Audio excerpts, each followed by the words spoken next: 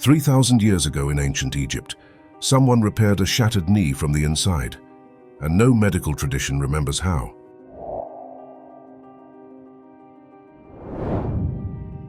The alignment is deliberate.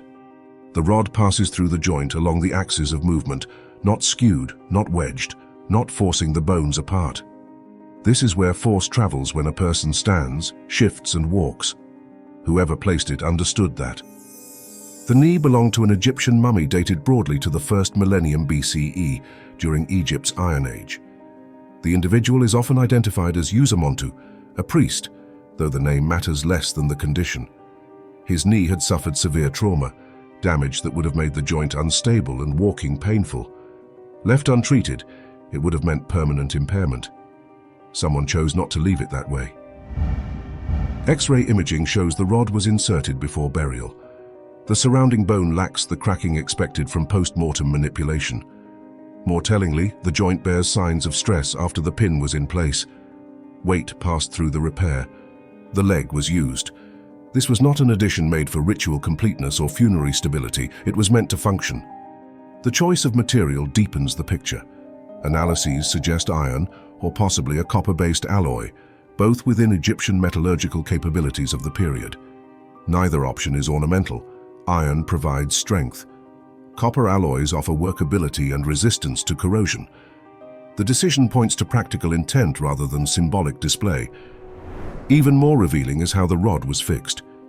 Evidence indicates the use of an organic resin, applied while heated, acting as a stabilizing medium between metal and bone. Not adhesive in the modern sense, but a binding agent chosen to reduce movement and distribute stress. This required more than a single insight. The injury had to be assessed, internal support chosen over external splinting, materials selected, placement controlled. Multiple decisions had to be correct, in sequence. That alone creates an expectation history never fulfills. Ancient Egyptian medicine was not hesitant about intervention. Medical papyri describe fracture treatment, wound care, splints, and surgical instruments. We know trauma was treated. We know bodies were manipulated with purpose. Yet nowhere in those texts is a procedure like this described. There are no instructions for drilling bone, no references to internal joint reinforcement, no illustrations, no follow-up cases, and the silence does not end with Egypt. This solution does not appear again in other mummies. It does not develop into a known practice. Greek medical writers, meticulous in their observations, never record anything similar. Roman surgeons refine cutting and cauterization, but avoid internal fixation entirely. Later, traditions retreat from invasive treatment rather than advancing it. A working solution existed and then disappeared. How long the individual lived with the repair is unknown. What can be said with confidence is simpler and more unsettling. The method worked well enough to be used, but not well enough, or not safely enough, or not understandably enough, to survive as shared knowledge. The joint carried weight, the idea did not. But some knowledge doesn't live in hidden repairs. It has to survive daily use, public view, and constant strain, and still leaves no tradition behind.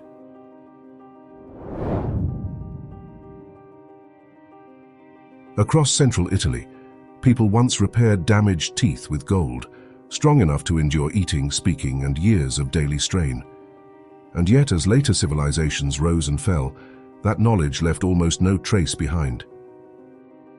Gold bands, thinner than a modern ring, were shaped to fit tightly around healthy teeth. Missing or unstable teeth were secured in place, sometimes replaced entirely, creating a functional dental bridge. These were not decorative objects placed in the mouth for burial. They were worn in life. The jaws show long-term use. The gold is bent, stressed, adjusted.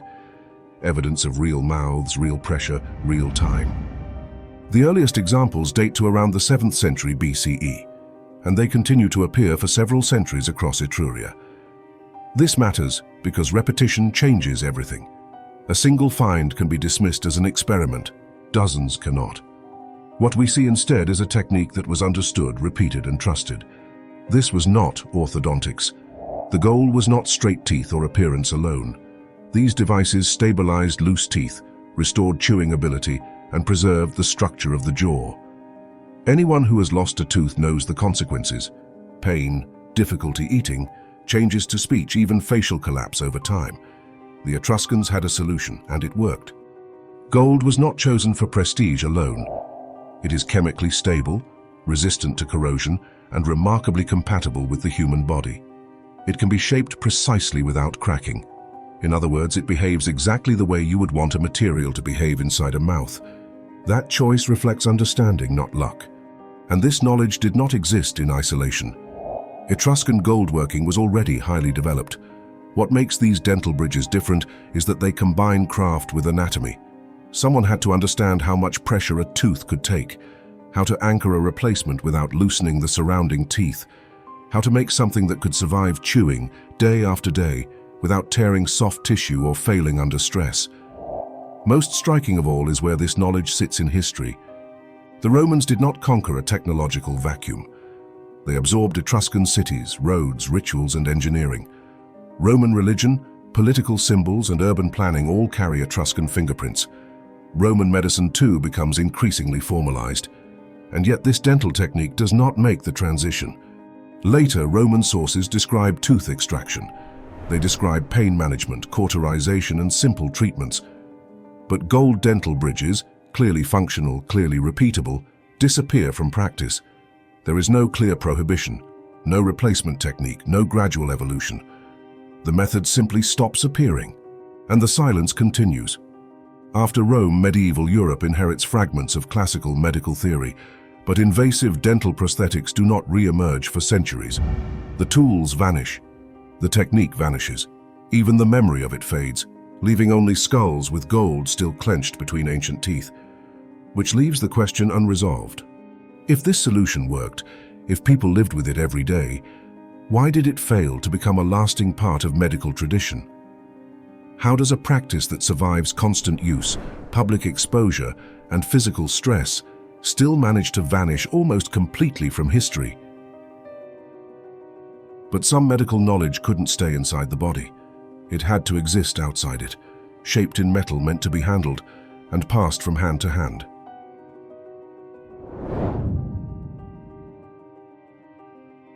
Someone once reached for a scalpel knowing exactly how it would behave, before the blade ever touched skin.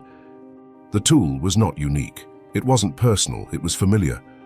Across the Roman world, the same surgical instruments appear again and again, not roughly similar but recognizably standardized.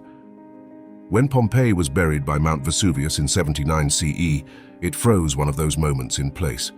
A complete surgical toolkit, left behind as if its owner expected to return. Inside what archaeologists later called the House of the Surgeon, instruments were found stored together. Scalpels with replaceable blades, forceps shaped for gripping tissue, probes, hooks, catheters, specula, bone levers, and cautery tools. This was not a healer's collection of curiosities. It was a working set assembled for repeated procedures. What makes these finds unsettling isn't that Romans practiced surgery. It's that they practiced it the same way. Comparable toolkits have been uncovered far beyond Pompeii, in other Italian cities, in military contexts, and in burials across distant Roman provinces. The proportions repeat, the shapes recur. Handles, blades, and tips follow familiar patterns. These were not personal experiments. They belonged to a shared technical language, understood well enough that surgeons expected their tools to behave predictably in unfamiliar hands. Recent analytical work, including 3D and CT scanning of Roman surgical instruments, has revealed just how deliberately these tools were made. Beneath layers of corrosion, researchers identified carefully selected metals, modular construction, and precision shaping designed for durability and control. Some of these designs are so effective that their basic forms survive with little change into much later periods of surgery. Surgery, however, is not a casual skill. It involves cutting living bodies, managing pain, controlling bleeding, and risking death in full view of others. For a society to tolerate that, surgeons had to be trusted, and trust implies reputation, training, and recognized expertise. Yet no names endure, no schools are clearly identifiable, no institutional framework survives to explain how that trust was built or maintained. A practice that required confidence left behind almost nothing showing how confidence was earned. This is where the problem sharpens. Standardized tools imply standardized practice. Standardized practice implies training. Training implies transmission. And yet the Roman medical system left behind almost nothing, explaining how this knowledge moved from one generation to the next. No surviving procedural manuals. No durable hospitals that persist as institutions after Rome's collapse. No clear professional lineage carrying Roman surgical practice intact into the medieval world. Rome preserved its laws, its roads, its military organization, and its administrative memory, but not the system that allowed surgeons to cut into the human body with confidence.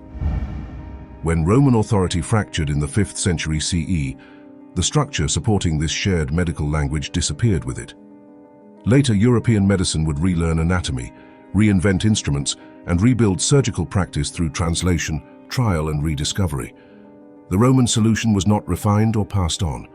It was forgotten. The instruments remain, precise, balanced, and immediately recognizable, while the knowledge that once animated them slipped quietly out of memory. And if even an empire couldn't preserve its medical knowledge, what happened to forms of expertise that left no scars, no tools, and almost no physical trace at all? Someone deliberately made a color that had no reason to exist. Blue was not an easy choice. In a world where survival shaped every decision, red and black were everywhere. Charcoal, iron oxides, ochre scraped directly from the ground. They stained cave walls, tools, and bodies across Paleolithic Europe. Blue did not. Blue had to be found, extracted, and worked into existence with care. 13,000 years ago, at the edge of the last ice age, someone chose to do exactly that.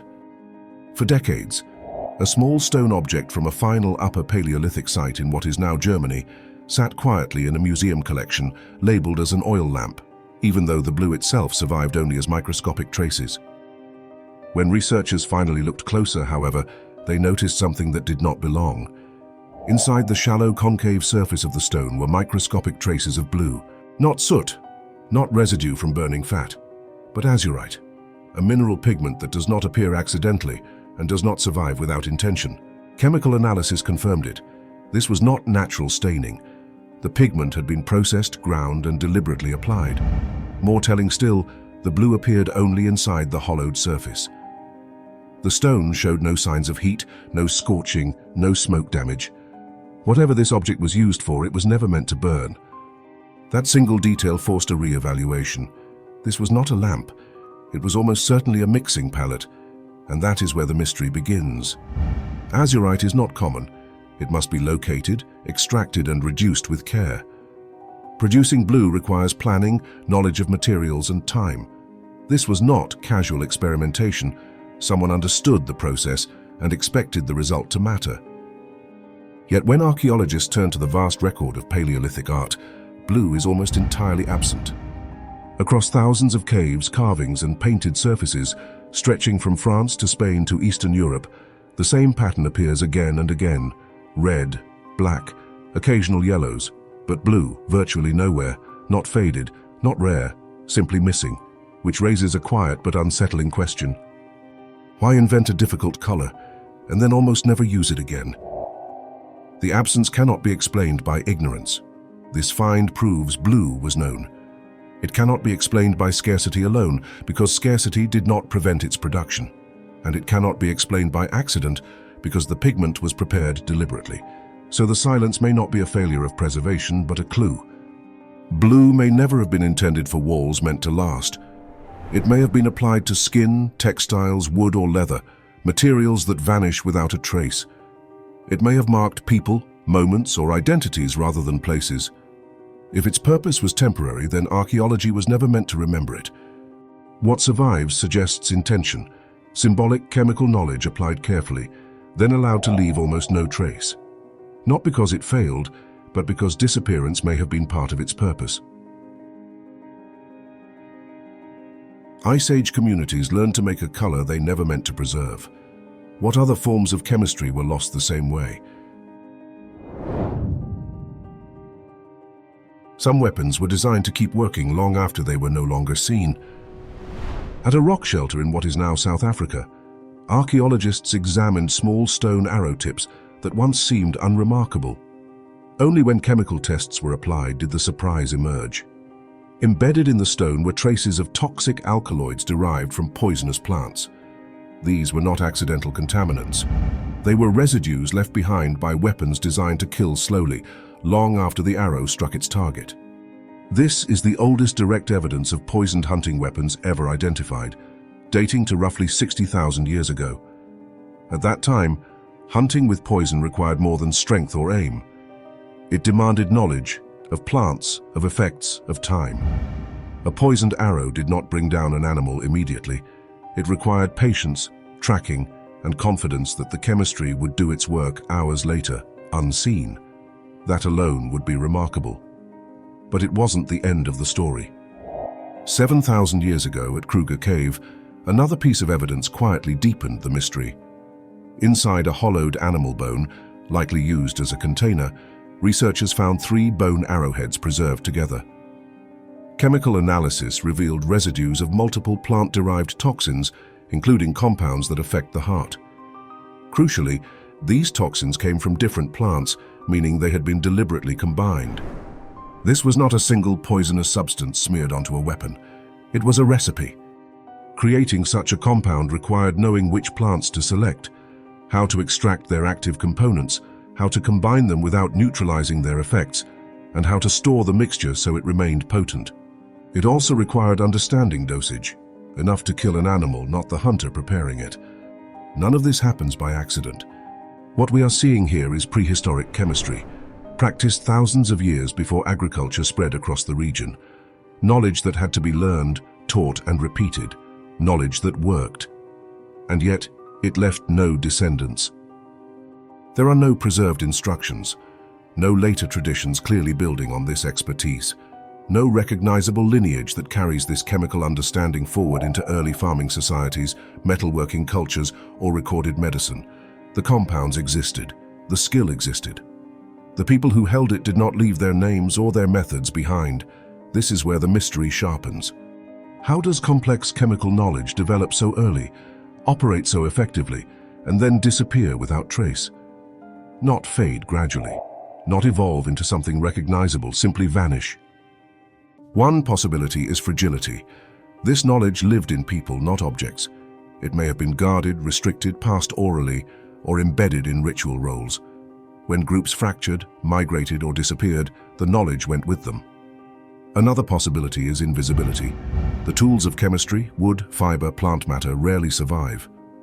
Only when residue happens to fossilize do we catch a glimpse of what once existed. But none of this explains the scale of the loss. Because this was not improvisation. It was deliberate, cumulative expertise.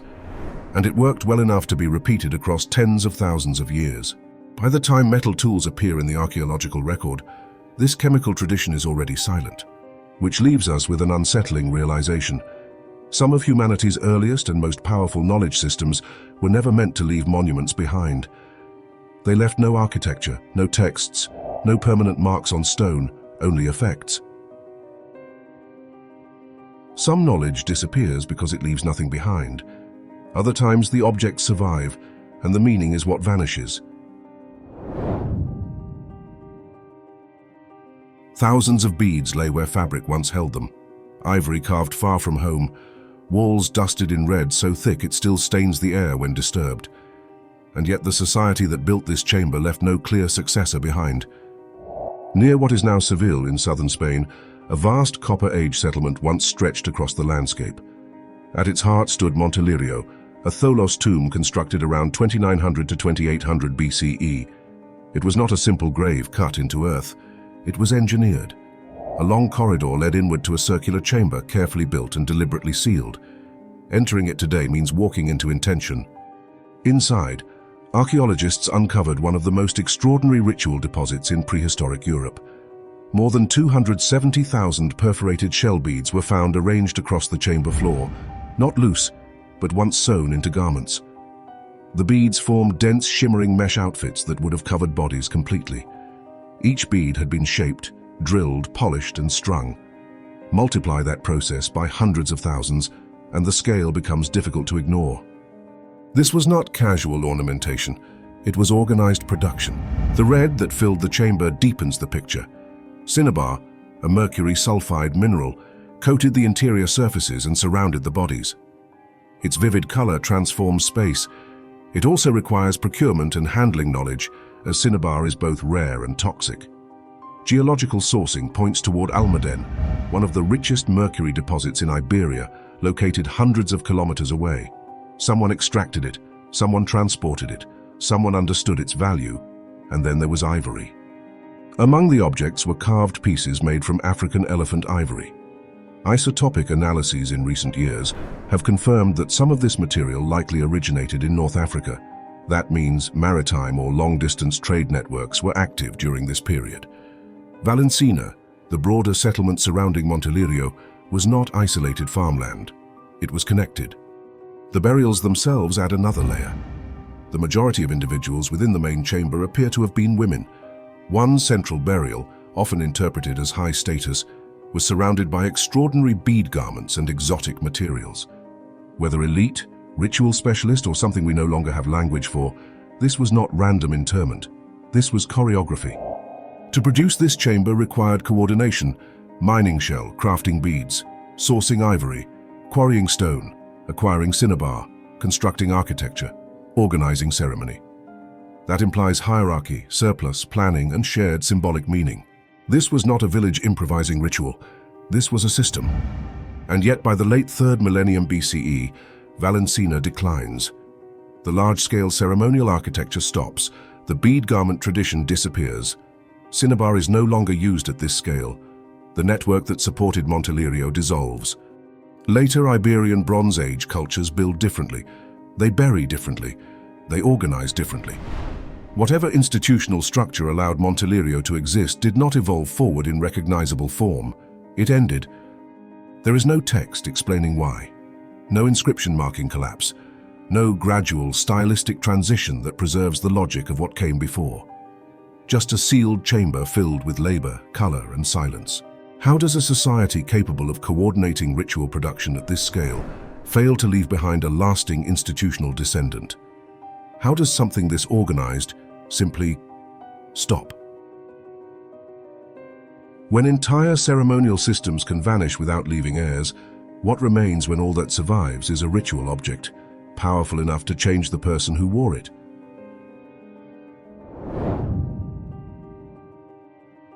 Someone lifted a deer's skull and placed it over their own face. The weight came first. The antlers rose above the head, wide and unmissable. Vision narrowed through bone and shadow. Balance shifted. This was not something you forgot you were wearing. Anyone who saw it would have known immediately this person was no longer just a person.